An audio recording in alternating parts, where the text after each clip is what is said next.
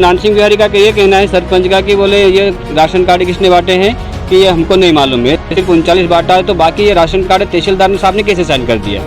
तो उनको क्या मालूम नहीं कि प्रशासनिक अधिकारी बैठे तहसील में बैठे हैं, तो भाई ये राशन कार्ड 2 साल से सुप्रीम कोर्ट ने बना कर रखा है।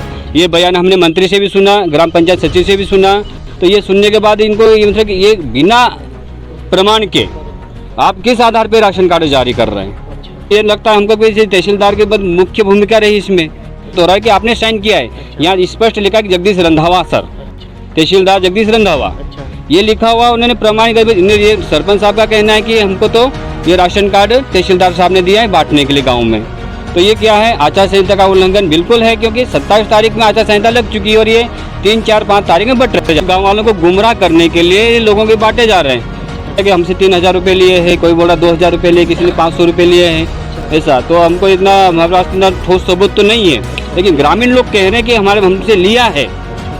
इस आधार पे हम लोग बोल रहे हैं कि इन्हें लिया है। मतलब तहसीलदार साहब ने बोला 5,000 की डिमांड करी है, कभी 3000 की। मतलब डायरेक्ट रूप से वो भी नहीं बोल रहे कि मेरे को इतना पैसे चाहिए। तीसरे आदमी को बोलता है कि उनसे पैसे ला के ले लो, मेरे को इतना हमको ही कमीशन चाहिए। खुलासा 24, मुद्दा जो छपा नहीं छिपा है। नमस्कार, स्वागत है आपका आपके अपने YouTube चैनल खुलासा 24 पर। आपके साथ मैं अमन ठाकुर, और इस वक्त बात हो रही है तहसील वर्ला क्षेत्र में हुई तमाम गड़बड़ियों की जमीनी हकीकत की। हमारी खास सेगमेंट चोर लुटेरे हो अधिकारी तो बेचारा कहाँ जाए आम आदमी में स्वागत है सभी दर्शकों का।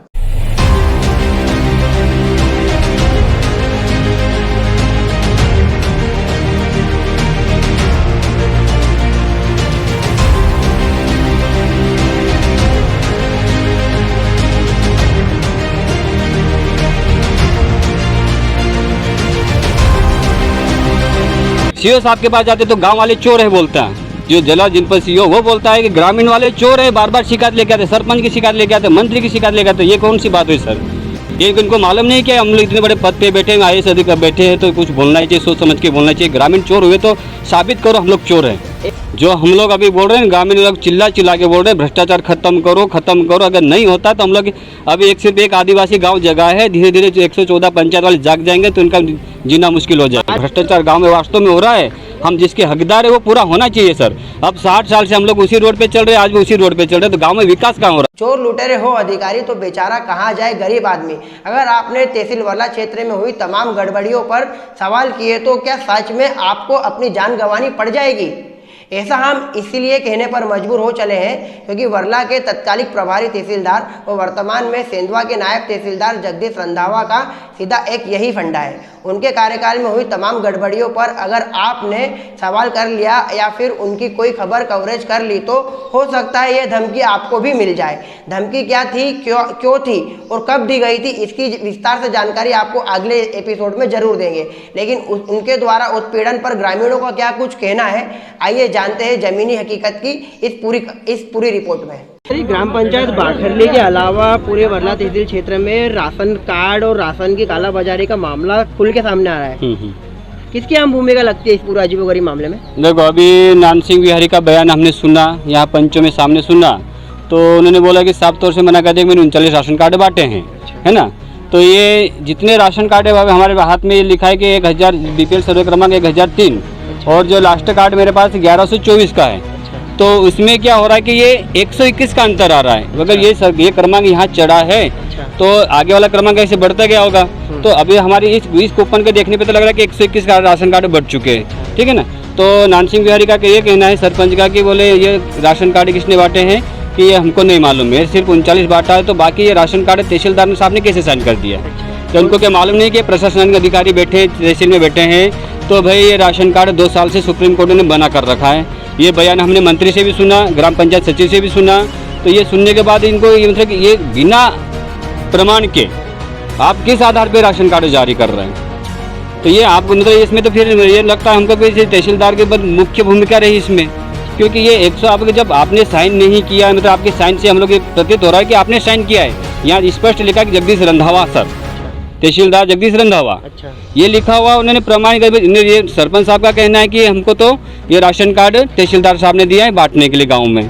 तो ये क्या है, आचार संहिता का उल्लंघन बिल्कुल है, क्योंकि 27 तारीख में आचार संहिता लग चुकी है और ये 3, 4, 5 तारीख में बट जा रहे हैं। इस पूरे गड़बड़ी और इस पूरे फर्जीवाड़े में किन किन मुख्य अधिकारियों की इसमें भूमिका लगती है, अहम भूमिका लगती है। अब इसे देखा जाए सर तो मुद्दा तो बहुत बड़ा है। अच्छा हो सकता है इसे बड़े बड़े आला अधिकारी मिले हुए, तो हम लोग स्पष्ट तो बोल नहीं सकते, लेकिन अभी आप इतना बड़ा मुद्दा ये राशन कार्ड वाला है, बीपीएल राशन कार्ड है, इसको पात्रता पर्ची इनको लागू करना, राशन सरकार के द्वारा दिलवाना, तो ये एक तरफ से देखा ना। फिर ये खाद्य अधिकारी जो बैठे हैं उनकी हो सकता है मिली भगत हो, या फिर उनको कुछ जानकारी है ही नहीं, सिर्फ गाँव वालों को गुमराह करने के लिए लोगों के बांटे जा रहे हैं।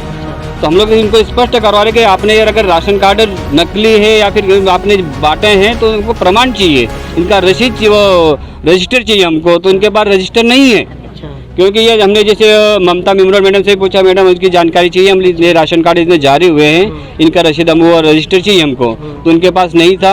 मैंने फिर रोजगार सहायक के पास गए कि सर हमको राशन कार्ड की पर्ची उनको बनाना है, लोगों को हम ये सरपंच तो बन गया है मांगेलाल मोरे, तो अब क्या है अभी लोगों का फायदा दिलवाना है हमारा। तो इनके हमको आदेश क्रमांक चाहिए कि इस आदमी का आदेश निकला है तो ये हम लोग राशन कार्ड उनको उनका फ़ायदा करवा दें, इनकी पात्रता पर्ची बनवा दें, लोगों को फ़ायदा हो जाए। तो वो चीज़ें उनके पास उपलब्ध नहीं है। ग्रामीणों की माने तो फर्जी राशन कार्ड के एवज में ग्रामीणों से मोटी रकम भी वसूली गई है, कैसे देखते हैं पूरे मामले को? बिल्कुल, अभी लोग तो खुल के हमको बोला उन लोगों ने, लेकिन उन्हें अभी ये मतलब उनके पास कोई बोल रहा है कि हमसे 3,000 रुपये लिए हैं, कोई बोल रहा 2,000 रुपये लिए, किसी ने 500 रुपये लिए हैं, ऐसा। तो हमको इतना हमारे पास इतना ठोस सबूत तो नहीं है, लेकिन ग्रामीण लोग कह रहे हैं कि हमारे हमसे लिया है, इस आधार पे हम लोग बोल रहे हैं कि इन्हें लिया है। मतलब तहसीलदार साहब ने बोला 5,000 की डिमांड करी है, कभी 3,000 की, मतलब डायरेक्ट रूप से वो भी नहीं बोल रहे कि मेरे को इतना पैसे चाहिए। तीसरे आदमी को बोलता है कि उनसे पैसे ला के ले लो, कि मेरे को इतना हमको ही कमीशन चाहिए। कह सकते हैं सरपंच सचिव तो मोहरे हैं, इसके जो आम और जो मुख्य सरगना है वो जिले में बैठे और तहसील में बैठ के वरिष्ठ अधिकारी है। बिल्कुल हो सकता है ना सर, इतना बड़ा कांड ऐसे कौन कर सकता है? ये कोई सरपंच की मजाल थोड़ी कि इतना बड़ा काम कर सके, इसमें कोई बड़ा हाथ है। एक और प्रदेश के मुख्यमंत्री जी कहते हैं कि राशन में गड़बड़ी करने वालों को छोड़ेंगे नहीं। पूरे अजीबोगरीब फर्जीवाड़े मामले में चैनल के माध्यम से खासकर मुख्यमंत्री जी से क्या अपनी आवाज में कहना चाहेंगे? उनको क्या बोले, वो तो खुद फर्जी लगता है मेरे को। आदमी क्या है, बोलने का कुछ है और करने का कुछ है। अगर उनको ऐसा लगता है कि वास्तव में ये हुआ है, लोगों के साथ छल हो रहा, तो उनको कार्रवाई करना चाहिए ना। ये बोल देने से कर देने से क्या होता है?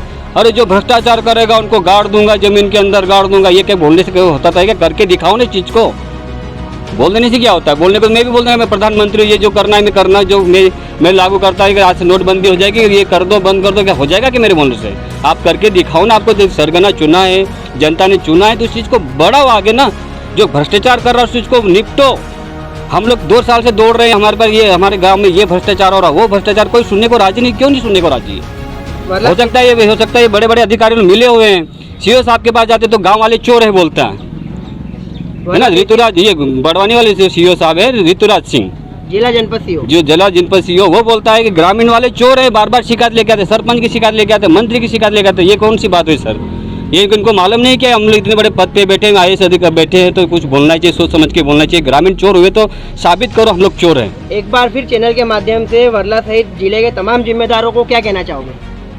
अरे जो भ्रष्टाचार है उनको खत्म करो। तो ग्रामीण लोग जाग रहे हैं अभी धीरे धीरे, तो इनकी जो भी होना है फिर हम लोग हमारी तरह से निपटेंगे। जो हम लोग अभी बोल रहे हैं, ग्रामीण लोग चिल्ला के बोल रहे हैं भ्रष्टाचार खत्म करो।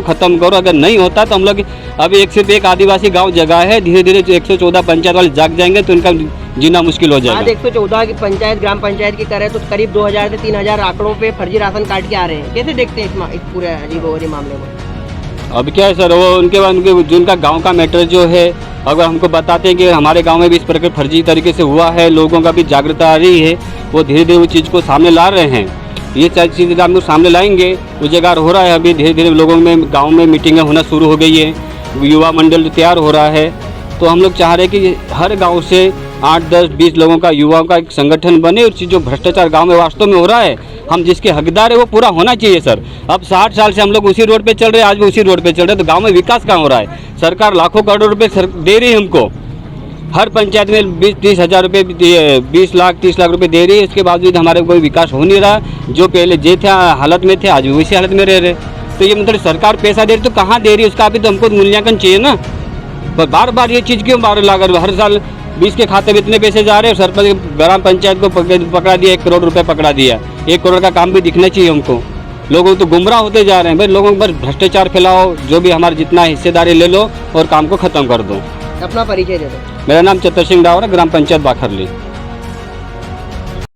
चोर लुटेरे हो अधिकारी तो बेचारा कहाँ जाए गरीब आदमी। वर्ला तहसील क्षेत्र में हुई तमाम गड़बड़ियों पर आखिर जवाब देने से क्यों बच रहे हैं जिम्मेदार? क्या सच में नियम कानून कायदे आम आदमी के लिए कुछ और खास आदमी के लिए कुछ और हो चले हैं? वर्ला के पूर्व तहसीलदार साहब आखिर जान से मारने तक की धमकी देने पर क्यों उतारू हो गए हैं? तहसील वर्ला क्षेत्र में हुई तमाम गड़बड़ियों पर सवाल करने पर इतना बवाल क्यों मच रहा है? लोकतंत्र में सच दिखाओगे तो क्या सच में जान गंवानी पड़ेगी? ये अपने आप में एक बड़ा सवाल है। इन्हीं तमाम सवालों के साथ आपको छोड़े जा रहा हूं। लोकतंत्र के मंदिर में जनता सर्वोपरि होती है। सवाल जवाब की इस जमीनी हकीकत से रूबरू होने के लिए यह पूरा एपिसोड और ये पूरी ग्राउंड रिपोर्ट हम जनता के भरोसे छोड़ रहे हैं। अगर आपको लगता है हमारे चैनल पर सही और अच्छी खबर दिखाई जा रही है तो इस खबर को दबाकर शेयर करिएगा और जिले के तमाम जिम्मेदारों तक पहुंचाइएगा और साथ ही मुख्यमंत्री शिवराज सिंह चौहान तक भी ये आपकी आवाज़ हमारे चैनल के माध्यम से जरूर पहुंचाइएगा। चैनल के माध्यम से खासकर मुख्यमंत्री जी से क्या अपनी आवाज़ में कहना चाहेंगे? उनको क्या बोले, वो तो खुद फर्जी लगता है मेरे को। आदमी क्या है, बोलने का कुछ है और करने का कुछ है। अगर उनको ऐसा लगता है कि वास्तव में ये हुआ है, लोगों के साथ छल हो रहा है, तो उनको कार्रवाई करना चाहिए ना। ये बोल देने से कहने से क्या होता है? अरे जो भ्रष्टाचार करेगा उनको गाड़ दूंगा, जमीन के अंदर गाड़ दूंगा, ये क्या बोलने से क्या होता था? क्या करके दिखाओ ना चीज को। बोल देने से क्या होता है? बोलने को मैं भी बोल दूंगा मैं प्रधानमंत्री, ये जो करना है मैं करना, जो मैं लागू करता है कि आज से नोटबंदी हो जाएगी, ये कर दो, बंद कर दो, क्या हो जाएगा कि मेरे बोलने से?